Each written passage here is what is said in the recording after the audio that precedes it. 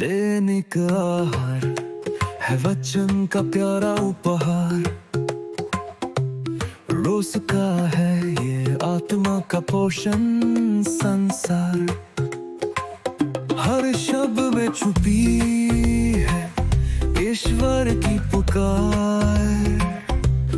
आओ सुनो समझो जीवन में लाओ प्यार।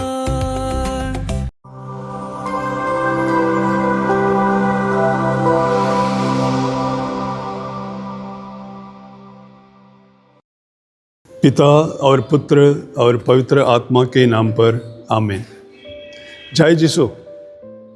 प्रिय भाई बहनों, जब कभी हम सुसमाचार सुनते हैं, अगर हम ध्यान से सुने, प्रेम से सुने, तो कुछ ना कुछ यीशु हमें सिखाता है। आज जब हम सुसमाचार सुनते हैं, प्रभु यीशु हमें क्या सिखाना चाहते हैं, आइए हम ढूंढे, हम खोजे। आज का सुसमाचार हमें बताता है एक अंधे व्यक्ति के बारे में। ये अंधा वहाँ जेरिको में बैठकर भीख मांग रहा है। ये देख नहीं सकता पर सुन सकते हैं, अच्छे तरीके से सुन सकते हैं। अंधे लोग ऐसे ही होते हैं। तो उन्होंने सुना कि कुछ बहुत सारे लोग वहाँ से गुजर रहा है, भीड़ गुजर रहा है। तो उनको मालूम है कुछ लोग क्यों, इतने ज़्यादा लोग क्यों इकट्ठे होकर गुजर रहा है। तो उन्होंने पूछा आसपास खड़े लोगों से, ए भाई क्या हो रहा है, कौन जा रहा है इधर से, इतने सारे भीड़ कैसे होते हैं। तो कोई भला आदमी ने उनको बताया, देखिए यीशु नासरी यहाँ से गुजर रहे हैं और उनके साथ बहुत सारे भीड़ भी है। तो तुरंत इस अंधे ने क्या किया, उन्होंने पुकारना शुरू किया, हे प्रभु यीशु दाऊद के पुत्र मुझ पर दया कीजिए, हे प्रभु दाऊद के पुत्र मुझ पर दया कीजिए। कुछ लोग जो आसपास थे उनको अच्छा नहीं लगा, उन्होंने कहा चुप रहो, क्यों चिल्लाते हो। पर इन्होंने और भी जोर से चिल्लाने लगा, हे दाऊद के पुत्र मुझ पर दया कीजिए। और दाऊद के पुत्र प्रभु यीशु ये सुनकर रोका और लोगों से बताया उनको बुलाओ।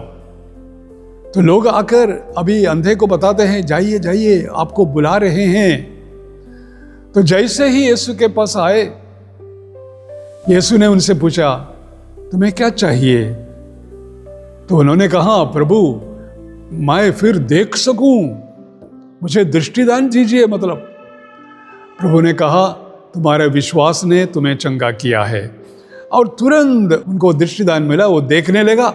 और सबसे पहले किसको देखा, यीशु को ही देखा। यीशु को देखकर इतना आनंदित हुए कि वे चिल्ला चिल्ला कर प्रभु की स्तुति करने लगे। और आसपास खड़े लोग जब उन्होंने देखा कि ये अंधे को दृष्टिदान मिला है, वे भी प्रभु की स्तुति आराधना करने लगे। प्रिय भाई बहनों, आइए हम गहराई से इस घटने पर जरा दृष्टि डालें।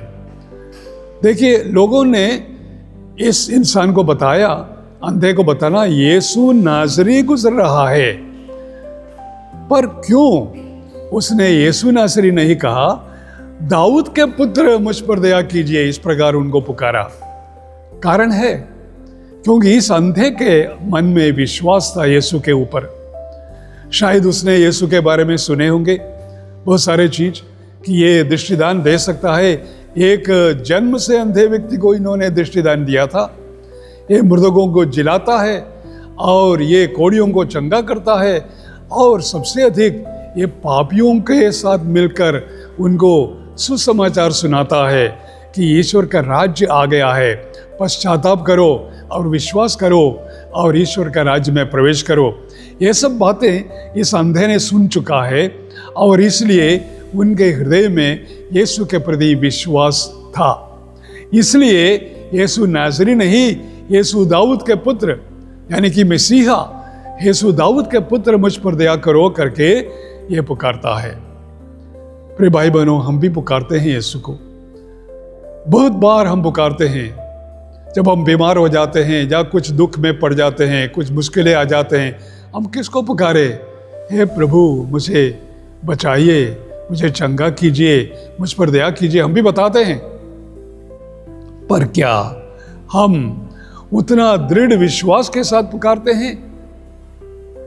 कैसे हम दृढ़ विश्वासी बन सकते हैं इस अंधे के समान? इसके लिए हमें यीशु के बारे में सुनना है, यीशु के बारे में सोच विचार करना है, ध्यान प्रार्थना करना है, यीशु के बारे में जो पवित्र वचन में लिखा है उसको पढ़ना है, उसके ऊपर मनन चिंतन करना है। एक बार ऐसा हुआ, संत लूकास के सुसमाचार अध्याय 17 में वाक्य 5, वहाँ हम देखते हैं यीशु के शिष्य एक दिन आकर यीशु से पूछते हैं, ये प्रभु हमारे विश्वास को बढ़ाइए, इंक्रीज और फेथ। क्यों ऐसे पूछा यीशु से? क्योंकि उनको मालूम था कि उनके विश्वास उतना दृढ़ नहीं था।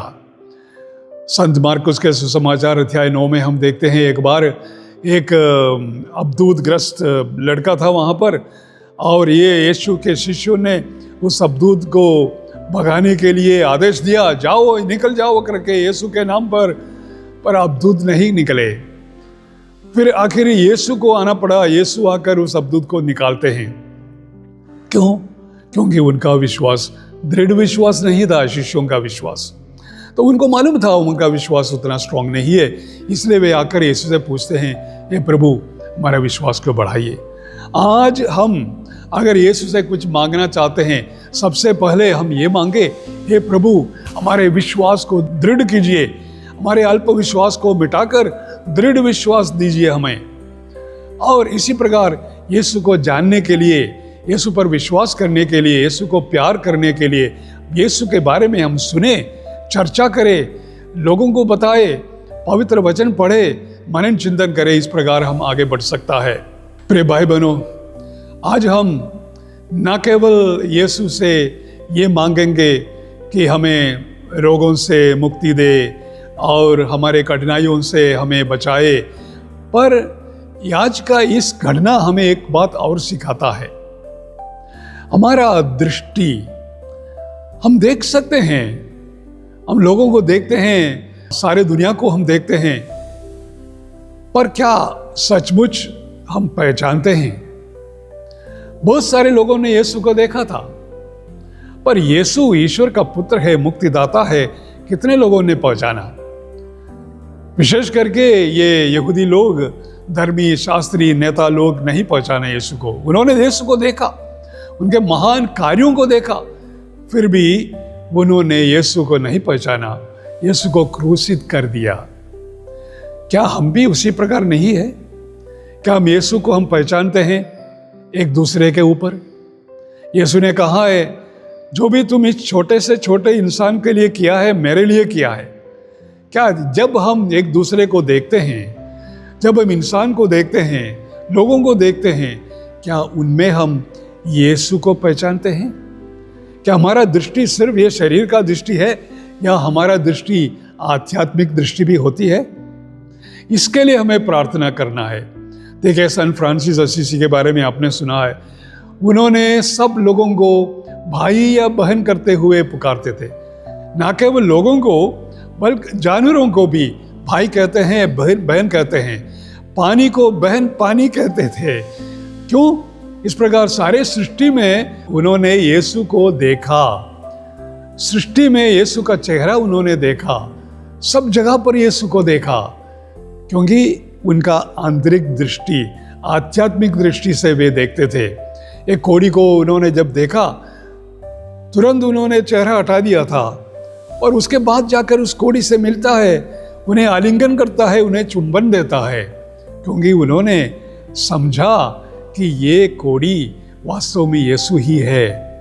अगर हम एक दूसरे को इस प्रकार पहचानेंगे, इस प्रकार हम सम्मान देना शुरू करेंगे, प्रेम करेंगे, मदद करेंगे, तो हम भी यीशु जैसे बन जाते हैं, जैसे संत फ्रांसिस ने बन गया था। फ्रांसिस के बारे में ये कहता है कि ये सेकंड क्राइस्ट, दूसरा यीशु है इस दुनिया में। प्रिय भाई बहनों, आइए आज हम प्रभु से ये वरदान मांगे कि हमारा आंतरिक दृष्टि हमें प्रदान करे, ताकि उस दृष्टि के जरिए हम आबा पिता को देखें, प्रभु यीशु को देखें, पवित्र आत्मा को देखें, स्वर्गराज को देखें, ईश्वर की महिमा देखें, ईश्वर की स्तुति करें, और उसी आंतरिक दृष्टि के जरिए हम इंसान को देखें, सारे प्रकृति को देखे, सब चीज़ देखे और हमारा जीवन कितना आनंदमय बन जाएगा, कितना ईसाई जीवन बन जाएगा हमारा। इसके लिए आइए हम प्रार्थना करें। जय यीशु।